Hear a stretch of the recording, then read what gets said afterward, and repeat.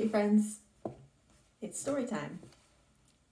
Pickles to Pittsburgh, the sequel to Cloudy with a Chance of Meatballs. Written and colored by Judi Barrett, drawn by Ron Barrett.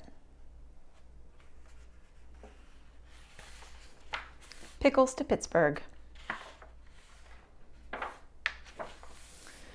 Dear Henry and Kate, I'm having the best vacation ever, but I don't get much rest. I really wish you were here. Our group travels around in a big blue bus, and somehow it manages to climb up and down the tallest and bumpiest mountains and around some of the biggest plants I've ever seen. We visited many unusual places, met the local people, and even helped them out with some of their chores. I'm taking lots of pictures because this place is hard to believe. Can't wait till I see you next Thursday. Love and hugs, Grandpa.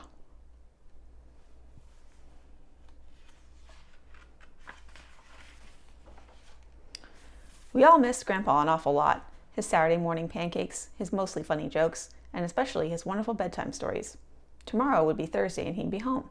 We could hardly wait to hear where he had been and what he had done. To pass the time, we helped Mom make spaghetti and meatballs for dinner. Henry made the largest meatballs we'd ever seen. They barely fit into the pot. Mom thanked us for helping, but asked that the meatballs be much smaller next time. After we finished eating, Henry and I cleared the table so we could help bake a special welcome home cake for Grandpa. It was chocolate with strawberry icing and made in the shape of Grandpa's face. We licked as much of the batter off the spoons as we possibly could.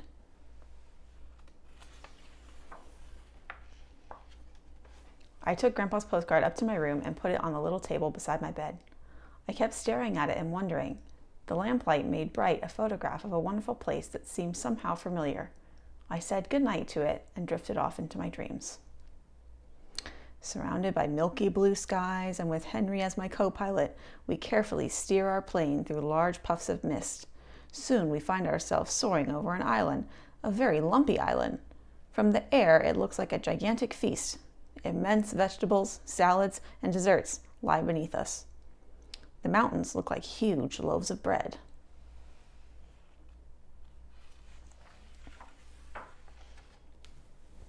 We decide to take a closer look and prepare ourselves for a bumpy landing. Avoiding some broccoli and narrowly missing a tremendous hamburger on an oversized bun, we come down and taxi on what appear to be giant strips of crisp bacon. Henry and I step down from the plane and look around in awe. Before us lies a strange but wonderful landscape. We are surrounded by larger-than-life vegetables. Nearby is a lake that smells like breakfast, bordered by leafy jungles of lettuce that resemble a tossed salad. We try to keep our balance as we walk around the top of a gigantic bagel and past a forest of towering carrots. One is pierced by a tunnel large enough for a car to drive through. Off in the distance, we see popcorn snowing down onto the peaks of enormous rolls. Way above our heads, high up in trees that look like broccoli, chubby birds are nesting in huge shredded wheat biscuits.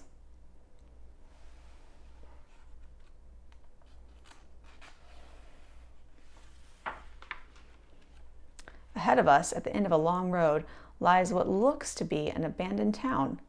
Eager to know where we are, we start walking towards it. Sweet-smelling rain begins to fall. It collects in hundreds of open containers that are lined up in a field beside the road. Lots of orange puddles are everywhere. Orange juice. All of a sudden, we find ourselves standing in the shadow of a giant tuna fish sandwich being delicately airlifted by helicopter. In the distance, another helicopter races off with a jumbo pickle in tow.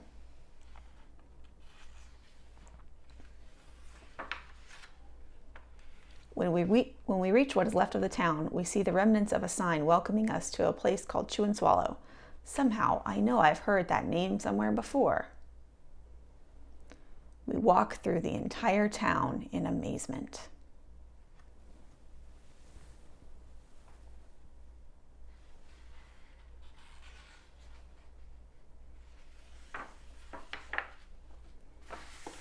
Up ahead, lots of workers wearing helmets and dressed in matching uniforms are loading huge potatoes onto a truck. Other trucks sag under the weight of immense artichokes, enormous eggplants, and massive peas and carrots. Foot-long veal cutlets are stacked up to be packed for shipping.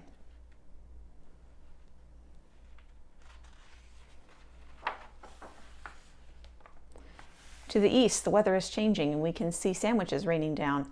As soon as they land, they are piled up neatly, ready for shipment on a freighter anchored down by the shore. This clipboard says, shipping schedule, Monday, eggplants to Ecuador, chili to Chile, milk to Milwaukee, hamburgers to Hamburg. Tuesday, pickles to Pittsburgh, pears to Paris, artichokes to Argentina, and something to Rwanda. Sandwiches to Sandusky. Large reservoirs of milk and cream flow into extra large containers, which are lined up ready to be loaded onto a ship. Printed on the sides of the trucks are the words, Falling Food Company, large food and for large and small countries, free.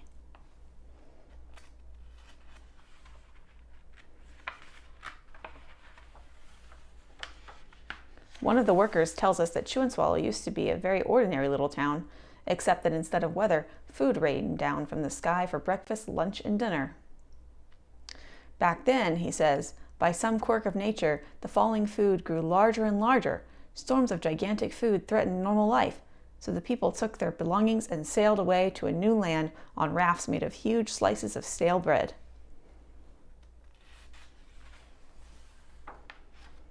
They returned years later to see what had happened to Chew and Swallow. They discovered an endless food supply and decided to create the Falling Food Company.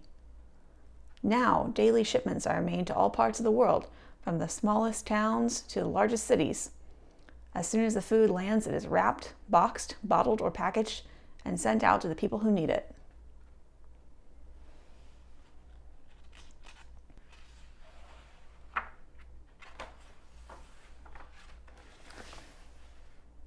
Even with poverty and drought throughout the world,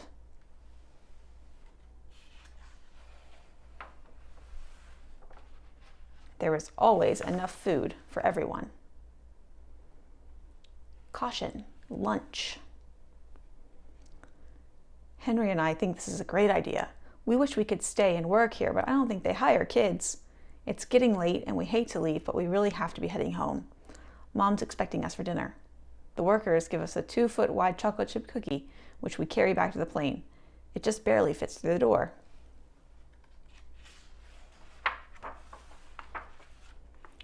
We buckle up. I rev the engine and we start rolling down the bacon runway.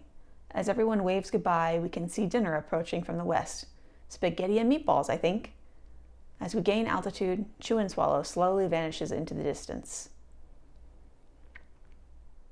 My alarm clock woke me with a jolt.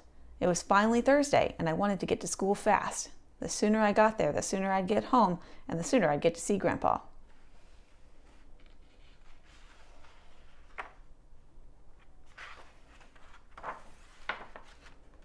When we got home, we ran as fast as we could into Grandpa's waiting arms.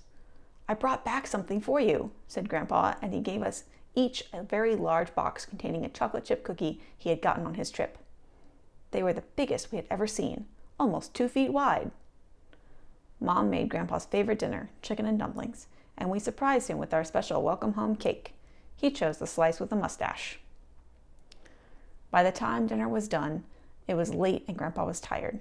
When he was all tucked in bed, we knocked on his door to give him an extra goodnight kiss. Then I told Grandpa the most wonderful tall tale bedtime story he'd ever heard. It began, surrounded by milky blue skies and with Henry as my co-pilot. Grandpa stayed awake till the very end.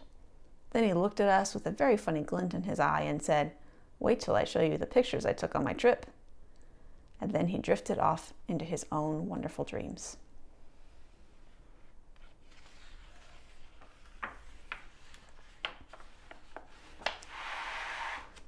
The end. This is the weather chart for the town of Chew and Swallow. There's a spaghetti and meatball front, a pizza blizzard, pea soup fog, soda showers, rolling thunder made out of rolls, popcorn flurries, a gravy storm, and frosty flakes. The end.